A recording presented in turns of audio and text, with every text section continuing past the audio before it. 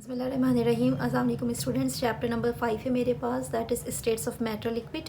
और इसका जो शॉर्ट क्वेश्चन आंसर है इसको कराना स्टार्ट कर रही हूँ। सबसे पहला क्वेश्चन जो है इसमें इसने आपसे पूछा है कि काइनेटिक मॉलिक्यूलर इंटरप्रिटेशन के हवाले से कुछ टर्म्स हैं, इसको डिफ़ाइन करना है। तो एक दो बातें जर्नल जो है वो आप समझ लीजिएगा। देखिए, लिक्विड जो होता है जब भी आप इसे किसी कंटेनर में कंसीडर करते हैं, क्योंकि जाहिर सी बात है कि लिक्विड जो है इसका कोई प्रॉपर शेप नहीं होता, आप इसको जिस कंटेनर में पोर करते हैं ये उसी की शेप ले लेता है। तो जो लिक्विड के मॉलिक्यूल्स होते हैं वो गैस के मॉलिक्यूल्स के मुकाबले में कंपैरेटिवली एक दूसरे से थोड़ा क्लोज होते हैं। तो इसी वजह से, क्योंकि ये थोड़े से क्लोज होते हैं, तो इनका जो बिहेवियर होता है वो गैस से थोड़ा सा डिफरेंट होगा।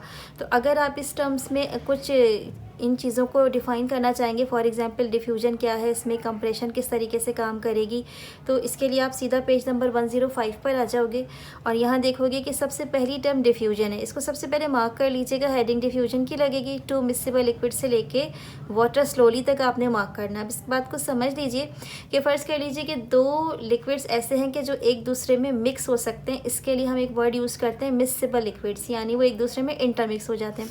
तो अगर आप दो लिक्विड्स को आपस में मिक्स करना चाहते हैं तो ये डिफ्यूजन का जो प्रोसेस है उसको फॉलो करेंगे। लेकिन गैस के मुकाबले में ये जो डिफ्यूजन लिक्विड में होगा ये बहुत स्लो होगा। इसकी वजह क्या होती है कि गैस के मॉलिक्यूल्स एक दूसरे से थोड़ा थोड़ा सा फार अवे होते हैं, तो इसीलिए इनमें जो इंटर मॉलिक्यूलर गैप्स होता है वो ज़्यादा होता है। जबकि लिक्विड के मॉलिक्यूल्स जो हैं वो आपस में कंपैरेटिवली क्लोज होते हैं, तो इनमें जो इंटर मॉलिक्यूलर गैप होता है वो थोड़ा सा कम होता है। यही वजह है कि जो डिफ्यूजन का प्रोसेस है वो गैस में ज़्यादा होता है और लिक्विड में जो है ये प्रोसेस थोड़ा सा स्लो डाउन हो जाता है। तो लिक्विड्स के मॉलिक्यूल जाहिर सी बात है एक दूसरे में मिक्स तो होंगे, मगर गैस के मुकाबले में ये टाइम लेंगे। अब दूसरी प्रॉपर्टी होती है कंप्रेशन। कंप्रेशन का मतलब क्या होता है? प्रेशर लगाकर किसी भी चीज़ को इसके जो वॉल्यूम है उसमें आपने कम करना है।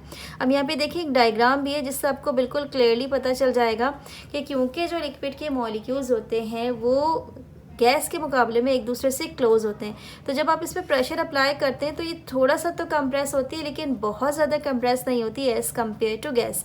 तो आपने क्या करना है, ये कंप्रेशन की हेडिंग है और यहाँ से लेके यहाँ तक पूरा लिख देंगे आप। अगली जो प्रॉपर्टी है वो है एक्सपेंशन। इसमें तो दोनों हेडिंग्स मौजूद हैं, एक्सपेंशन एंड कॉन्ट्रैक्शन, लेकिन आपसे सवाल में सिर्फ एक्सपेंशन पूछा गया है, यानी फैलाव। तो होता क्या है कि आमतौर पे लिक्विड्स जो हैं अगर आप इसको हीट करते हैं तो हीट करने पर ये थोड़ा सा फैल जाते हैं, यानी इनका जो कह लीजिए कि वॉल्यूम है वो थोड़ा सा इंक्रीज़ हो जाता है। लेकिन ये वॉल्यूम कुछ बहुत ज़्यादा ऐसा नहीं होता कि जो आप नोटिस करें, मतलब बहुत, ये समझ लीजिए कि बहुत कम चेंज उसमें आता है as compared to the gas. इसकी वजह फिर एक मरतबा यही है कि जो एवरेज काइनेटिक एनर्जी मॉलिक्यूल्स की होती है गैस के मुकाबले में लिक्विड्स में थोड़ी सी कम होगी। वजह क्या होती है कि गैस के मॉलिक्यूल्स में डिस्टेंस ज़्यादा होता है। तो जब आप एक्सपेंशन के प्रोसेस को फॉलो करते हैं तो जब भी आप हीट अप्लाई करते हैं तो लिक्विड के मॉलिक्यूल्स स्लाइटली चेंज होते हैं, थोड़ा सा वॉल्यूम में बढ़ जाएंगे। इसके बाद जो लास्ट इसने आपसे डेफिनेशन इस क्वेश्चन में पूछी है वो है मॉलिक्यूलर मोशन। तो एक मरतबा फिर आपको बताती चलूँ कि देखिए, मॉलिक्यूल्स तो वही मोशन करते हैं जिनमें डिस्टेंस इतना हो कि वो आसानी से मूव कर सकें। तो अगर इस हिसाब से देखेंगे तो सॉलिड के मॉलिक्यूल्स जो हैं वो बिल्कुल भी मोशन नहीं करते, बस वो अपनी जगह ही वाइब्रेट करते रहते हैं। लिक्विड के जो मॉलिक्यूल्स होते हैं उसमें थोड़ा सा डिस्टेंस मौजूद होता है, तो ये हल्की फुल्की मोशन करेंगे जिसको मॉलिक्यूलर मोशन कहा जाता है।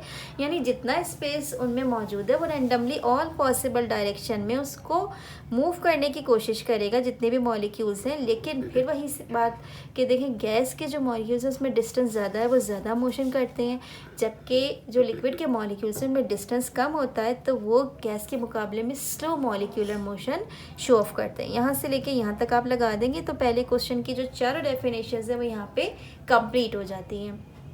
अब आते हैं हम अपने दूसरे क्वेश्चन की तरफ। दूसरा क्वेश्चन जो है इसमें इसने आपसे क्या सवाल किया था कि जो inter molecular forces of attraction है, कोई सी भी तीन फोर्सेस ऑफ अट्रैक्शन जो है उसके बारे में आपने थोड़ा सा बताना है और साथ में बताना है कि हाइड्रोक्लोरिक एसिड जो उसमें किस किस्म की बॉन्डिंग होगी।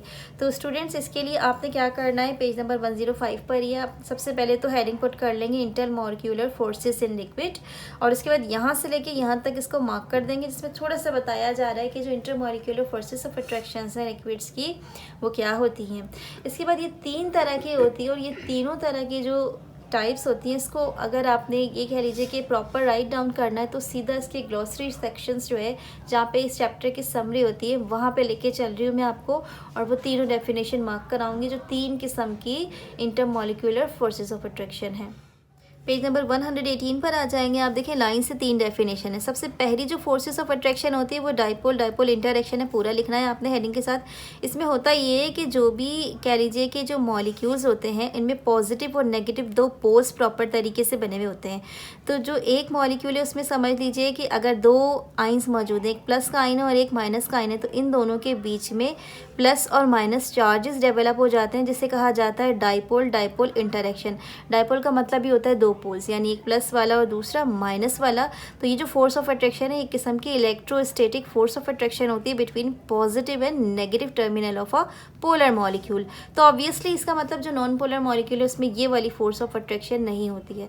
दूसरे पे आ जाए, ये कहलाती है लंदन डिस्पर्जन फोर्सेस। तो होता क्या है कि कुछ सब्सटेंसेस ऐसे होते हैं कि इनमें weak intermolecular forces of attraction होती हैं, और ये खास तौर पर वहाँ मौजूद होती हैं जो कि नॉन पोलर मॉलिक्यूल होता है। नॉन पोलर मॉलिक्यूल का मतलब क्या होता है कि इसमें कोई प्रॉपर पोल नहीं बना हुआ। फॉर एग्जांपल हाइड्रोजन है, तो दोनों हाइड्रोजन आइडेंटिकल होते हैं, या इसी तरीके से हीलियम गैस देख लीजिए, नियोन देख लीजिए, आर्गोन देख लीजिए, या मीथेन देख लीजिए, जिनमें प्लस और माइनस के पोल्स नहीं होते।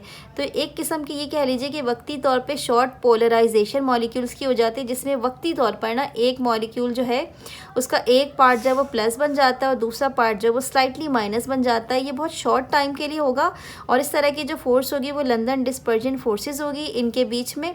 और इसमें होता क्या है कि ये समझ लीजिए कि इसमें एक डिस्टॉर्शन हो जाता है इलेक्ट्रॉन का एक एटम का, और जो दूसरा होता है उसमें यानी कि जो दूसरा उसका एटम होगा उसमें इलेक्ट्रॉनिक इन्फ्लुएंस हो जाएगा। यानी किससे मुख्तसर अगर आसान से बन में बताऊं तो एक वक्ती तौर पे प्लस और दूसरा वक्ती तौर पे माइनस हो जाता है।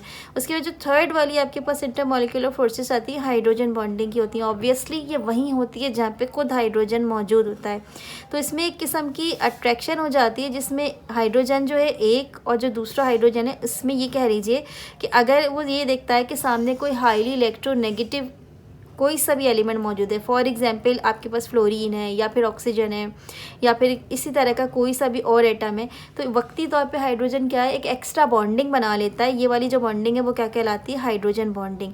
तो ये भी आपने पूरी मार्क करनी है यहाँ से लेके यहाँ तक, और बस ये समझ लीजिएगा कि ये हाइड्रोजन बॉन्डिंग उस वक्त पॉसिबल होती है जब आपको कोई स्ट्रॉन्ग इलेक्ट्रोनेगेटिव एलिमेंट जो है वो मिल जाता है, और उसके साथ साथ हाइड्रोजन जो है वो वहाँ पे मौजूद होता है। तो ये तो हो गई 3 किस्म की इंटरमॉलिक्यूलर फोर्सेस ऑफ अट्रैक्शन। उसके बाद इसने इसी क्वेश्चन के दूसरे पार्ट में आपसे पूछा था कि हाइड्रोक्लोरिक एसिड जो इसके बारे में डिटेल में बताएं। तो स्टूडेंट्स ये बात ध्यान में रखिएगा कि HCl एक पोलर मॉलिक्यूल है जिसमें H के ऊपर प्लस और Cl के ऊपर माइनस चार्ज होता है। तो इस तरह की जो पोलर मॉलिक्यूल्स होते हैं इनमें आमतौर पर डाइपोल डाइपोल इंटरैक्शन होती है। तो मैं दोबारा बैक कर रही हूँ पेज को, ये वहाँ पर पूरा आपको एज इट इज़ मिल जाएगा, वहाँ से मार्क करवा देती हूँ, इसे वहीं से देख लीजिएगा। पेज नंबर 106 पर आ जाओगे आप सीधा, ठीक है, और यहाँ से मार्क करोगे hydrochloric acid is a polar molecule से लेके एंड तक जहाँ पे लिखा हुआ है 1% of a normal covalent bond, और साथ में ही डायग्राम बनेगी। तो ध्यान में रखिएगा, देखिए यहाँ पे डायग्राम में भी आपको बिल्कुल क्लियर नज़र आ रहा होगा कि क्लोरीन जो है एक इलेक्ट्रोनेगेटिव एलिमेंट होता है जबकि हाइड्रोजन इलेक्ट्रोपॉजिटिव होता है। तो क्लोरीन के ऊपर एक पार्शियल नेगेटिव चार्ज आ जाता है और हाइड्रोजन के ऊपर एक पार्शियल पॉजिटिव चार्ज आ जाता है। तो इस तरीके से क्या होता है, चेन चलती चली जाती है। ये क्लोरीन इस हाइड्रोजन को अटैक करेगा, ये हाइड्रोजन इस क्लोरीन को, इसी तरीके से ये क्लोरीन इसके अगले वाले हाइड्रोजन को। इस तरह की जो एक फोर्स ऑफ अट्रैक्शन होगी डाइपोल डाइपोल इंटरैक्शन होती है। यहाँ पे देखें इसकी स्टेटमेंट देख लीजिए जो इसकी डेफिनेशन भी है। Electrostatic force of attraction between positive end of one polar molecule and the negative end of the other polar molecule are called dipole dipole interaction. अब यहाँ पे पोलर मॉलिक्यूल से क्या मुराद है, ये जो HCl है ना ये एक पोलर मॉलिक्यूल है जिसका एक एंड जो है वो पॉजिटिव है और दूसरा क्या है नेगेटिव। तो इसका नेगेटिव अगले वाले के पॉजिटिव के साथ अट्रैक्शन देगा जबकि इसका पॉजिटिव पिछले वाले के नेगेटिव के साथ होगा। तो इस तरीके से एक लॉन्ग चेन चलती चली जाएगी और जितने भी HCl के मॉलिक्यूल्स हैं सब में ये डाइपोल डाइपोल इंटरैक्शन हो जाएगी। यहाँ पे क्वेश्चन नंबर 2 जो है वो भी कंप्लीट हो गया जिसमें आपने क्या क्या सबसे पहले एक इंट्रोडक्शन सा दिया था, तीनों डेफिनेशंस बताई थी और उसके बाद HCl का जो केस है ये डिस्कस करके ये डायग्राम बना दी। यहाँ पे आपका क्वेश्चन नंबर 2 जो है वो कंप्लीट हो जाता है। ठीक है, अगला क्वेश्चन जो है क्वेश्चन नंबर 3 उसकी तरफ बढ़ते हैं हम। क्वेश्चन नंबर 3 में स्टूडेंट्स आपको कुछ डेफिनेशंस जो हैं वो बतानी है, तो पेज नंबर 115 पर आ जाइएगा। देखिए, चाहे तो ग्लॉसरी सेक्शन से भी आप इन डेफिनेशंस को पॉइंट आउट कर सकते हैं, मगर वहाँ पे ना एग्जाम्पल मौजूद नहीं है, तो इसीलिए बेहतर है कि आप यहाँ से इसको कर लीजिएगा। पहली डेफिनेशन है मोलर हीट ऑफ फ्यूजन, जिसको डेल्टा HF भी कहा जाता है। असल में ये किसी भी सब्सटेंस की वो अमाउंट ऑफ हीट होती है जिसमें 1 मोल सॉलिड का जो है ना वो कम्प्लीटली लिक्विड में कन्वर्ट हो जाता है, या ये कह लीजिए कि 1 मोल ऑफ सॉलिड जो है अगर उसको आपने कम्प्लीटली लिक्विड में कन्वर्ट करना है तो जो उसका मेल्टिंग पॉइंट है, ये वाली जो चीज़ होती है कहलाती है मोलर हीट ऑफ फ्यूजन। अब आप इसकी एग्जाम्पल कहाँ से लिखेंगे? देखिए, यहाँ से लिखेंगे the molar heat of fusion when ice is converted into water is given as. यहाँ पे इक्वेशन क्या हो जाएगी? आइस, और ये किस में कन्वर्ट हो रहा है? वाटर में, और यहाँ पे जो HF है ये कितनी होगी? 6.02 किलो जूल पर मोल। मार्क कैसे करेंगे आप? ये हेडिंग डालेंगे, यहाँ से लेके यहाँ तक लिखेंगे, उसके बाद एग्जाम्पल की हेडिंग डालेंगे, यहाँ से यहाँ तक लिखेंगे, और उसके बाद इसकी इक्वेशन दे देंगे।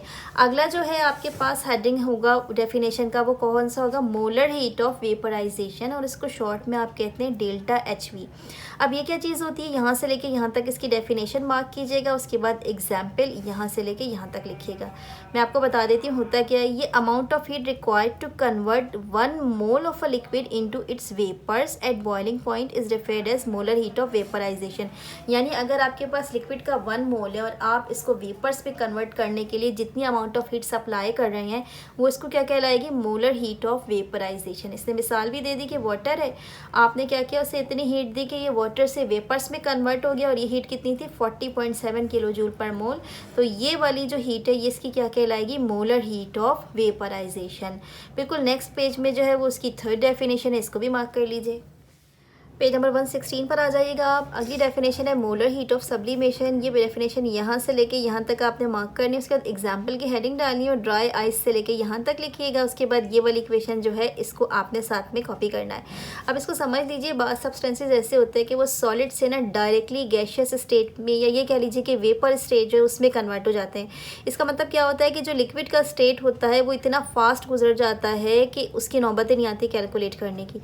डायरेक्ट सॉलिड से किस में कन्वर्ट हो जाता है? वेपर में।